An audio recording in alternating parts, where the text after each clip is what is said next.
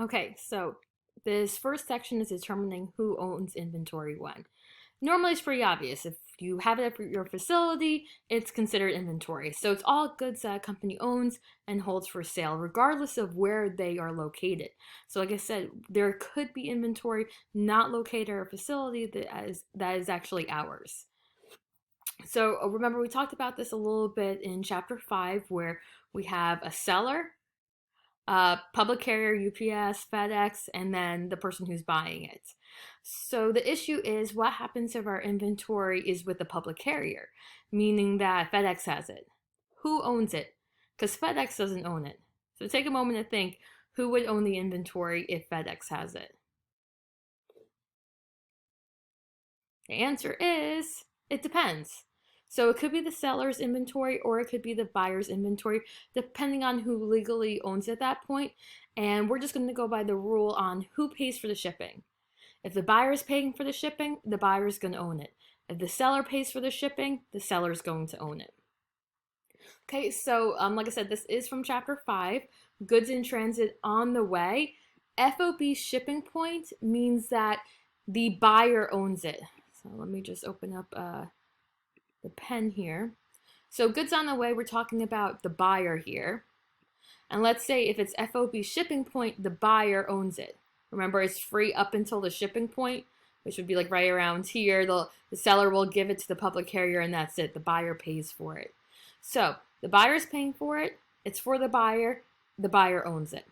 Okay, FOB destination means it's free all the way up until the final destination. The seller is going to pay for it all the way through. So who owns it? It would be the seller in this case, because the seller is the one who paid for it. So goods that are sold, so we're talking about the seller, who owns it when it's the seller doing it. FOB shipping point, we just said it's the buyer who's paying for it. So the seller would not include it. FOB destination, that's when the seller's paying for it, the seller would include it. Okay, so basically, just to sum this up, the buyer pays for it. They'll include it in their inventory account if it's FOB shipping point. If it's FOB destination, then the seller will include it with their inventory. Okay, so even though, let's say you're an auditor going in to count the inventory, you will have to take that into consideration. Okay, some other two little points when it comes to valuing our inventory is consigned goods. Okay, consigned goods, think of a consignment shop. Basically, we'll take our inventory and we'll sell it at a different location, like a consignment shop.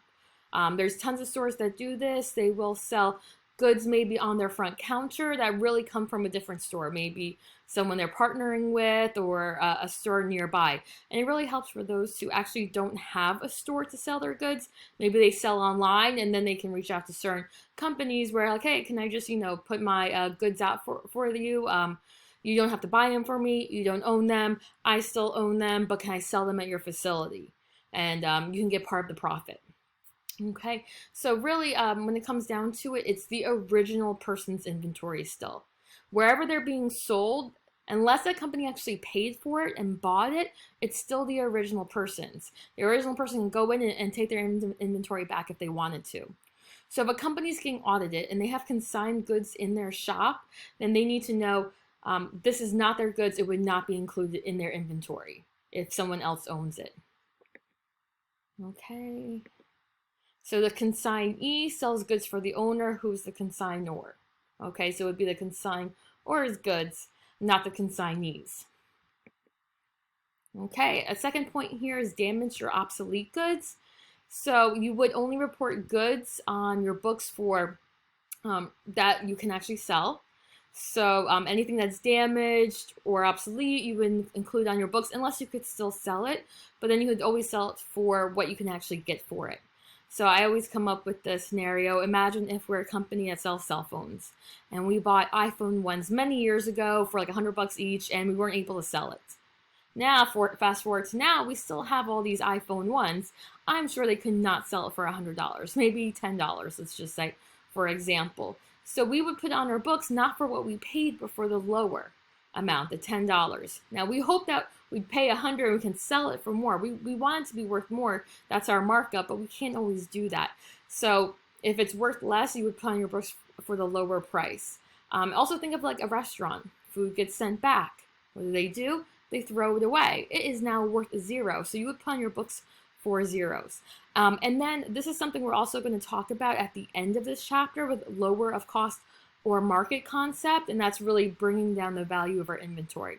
So these are all things that we have to take into consideration when doing inventory accounts, and it happens all the time where companies will lie. Walmart did it. They got in a lot of trouble with it. They had a lot of inventory that was valued less, and they were still keeping on their books for the higher price. And they got in a lot of trouble, and it cost them billions of dollars because they were really overvaluing their inventory. Okay, this next slide is pretty easy, just some internal control procedures. Now, internal control is something we're going to talk about in a couple chapters from now. I actually think it might be 2 chapters from now. It's coming up. Internal control is just what a company can do to help protect its assets. So in particular, we're talking about inventory in this. Like, what can a company do to make sure it doesn't get stolen, to make sure we know it's all there. So we already talked about some things such as most companies do an inventory count, right? It's not fun, and the video at the beginning shows how much Michael Scott from The Office hates doing it. But usually it's done at least once a year by outside people.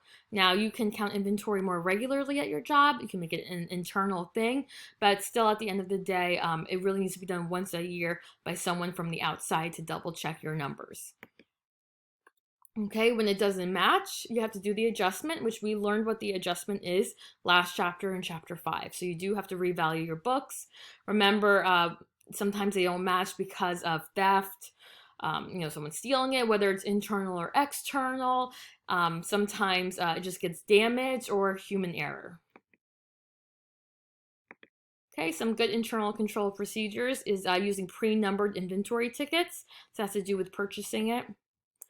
Counters have no inventory responsibility, so those who are doing the audits should not be the ones in charge of the inventory.